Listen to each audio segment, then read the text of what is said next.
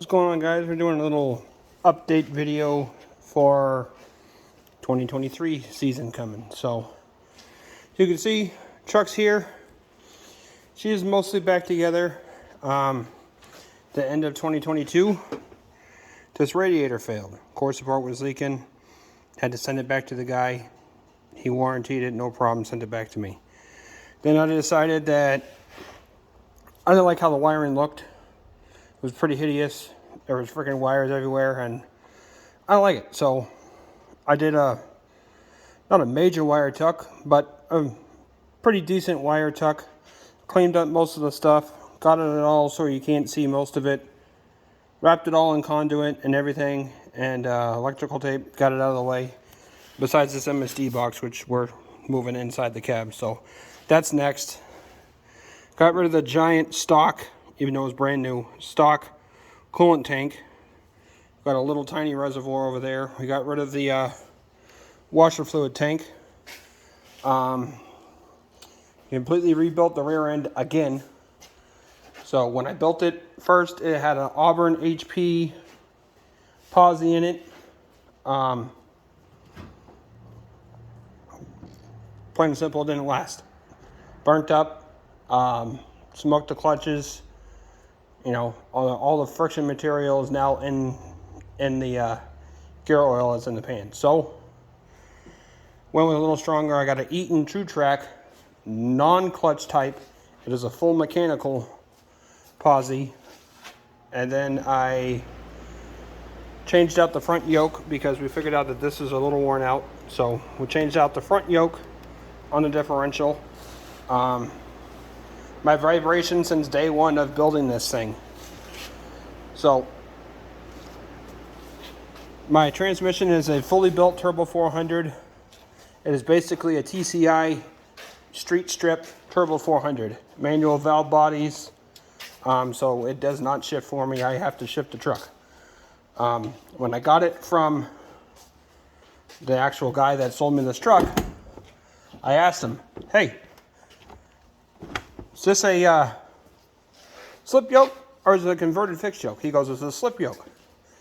So I didn't even think to look, pull the nose cone off it, nothing. I just went and ordered a slip yoke for a Turbo 400. Well, not doing my part. It was a converted fixed yoke. So there's two ways to convert a fixed yoke transmission. You can take it all apart and you can change the output shaft. So it is splined all the way through. There is no O-ring, no boss for an O-ring. Or, what a lot of people do, they run a counterbore yoke. Counterbore yoke has exactly what it says, a counterbore at the end of the yoke. So this was not a counterbore yoke. I went and had it counterbored. So now it will allow for full drive shaft engagement. I was only engaging about 1 inch, which was allowing it to flop around, hence my vibration. But now this is 1.5 inches too short. So tomorrow, take this to a Gilbert drive shaft in Manchester, New Hampshire, and he's pretty much going to cut it from here, cut it down there, and put a new piece in.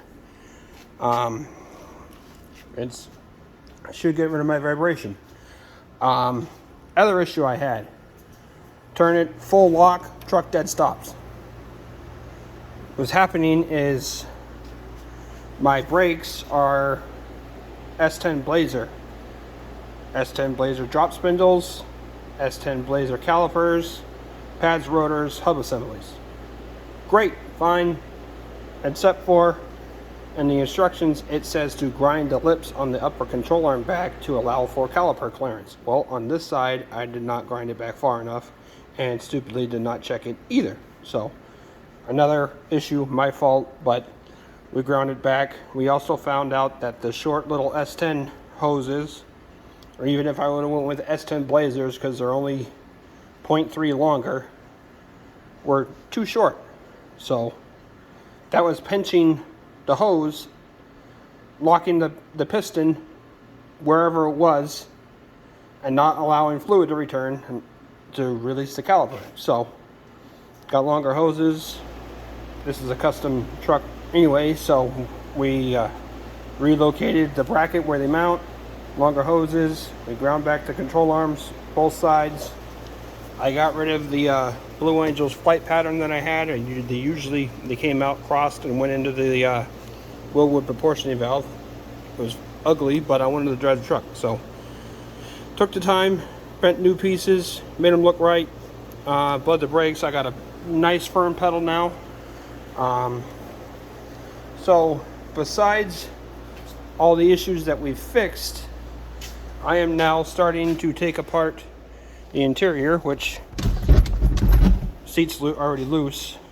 We're going to replace this carpet. So this is the original carpet from 1998, and it is well used, well worn, and it has a giant stain on the transmission tunnel. So these sell repops or new carpet. We get a new carpet. It's 140 bucks. Put that in. We're also going to gut everything in underneath the dash that is no longer needed. So, you know, like airbags, heater control module, heater control box, all that. Pretty much anything that's not needed is getting thrown out. So we're still going to put the dash back in. It's still going to look exactly like it looks now. There's just going to be nothing behind it. It's not absolutely needed to hold the dash together. It's not going to be there. And then probably not going to get to paint or bodywork and paint this year because it's already February, and I plan on bringing this thing out April. But we are going to patch this hole. So we'll cut out a patch, weld it in, sand it down, get it all fitted, you know, light skim of Bondo once it's all done, and primer it, paint it. So at least I won't have duct tape on the side of my bed anymore. So that's the update for 2023. The truck does start up and run right now. But there's no drive shaft in it, there's no yoke in it. So if I do that, it's probably going to puke transmission fluid all over the ground. So we don't want to do that. But yep, that's it for oh, almost forgot. Another big thing that just came in today. So this is my Nitrous Express fuel enrichment system. So this is going to spray high test gas when I activate the nitrous, not just regular old pump gas. So we'll probably, when I get to the track, we'll fill it with like 104. You know, when I activate the nitrous going down the track, it's going to spray this in with the nitrous so I don't blow up my motor. So it's called a fuel enrichment system. I really, it's not needed, but it's a good thing if you're going to spray nitrous all the time. So this is my Nitrous Express Hitman kit with the fuel enrichment system. I have a purge kit that is coming. So I'll have a complete full-on nitrous kit. Very safe. So protect my investment here. I'm not going to take the risk of blowing my motor, which don't want to do that. Here's my junk ass Auburn posi. The Eaton is already in the truck. Everything's all done underneath there. So drive shaft tomorrow, we'll slide that in. We'll put gear oil in the rear end. We'll put the transmission cross member back in place. And we will be 100% done underneath the truck. So, oh, I gotta, once I move that MSD box over there, my catch can, so this is going to be used basically as a PCV valve system because I don't have a PCV valve system. This is an LS motor. It does have PCV valve on both sides. And right now they're just spraying into the atmosphere, putting oil all over this nicely built motor. So we're going to route them. We're going to mount that up on the firewall over there. Like I said, MSD box is going inside. And just making it look a whole lot cleaner. So, like I said, everything works like 100%. Even the radio, horns, high beams, low beams, hazards, turn signals, brake lights, reverse lights. It all works like it should. You know, just because you swapped a motor in something and a completely different transmission doesn't mean that the stuff that was in it before can't still work. So the only thing that I got rid of is ABS, which I hate ABS. So there's no more ABS in this truck. But fuse box has been rewired to power up the stuff I've added in, and everything that's no longer needed has been cut out of it. So, but that is the stock S10 fuse box.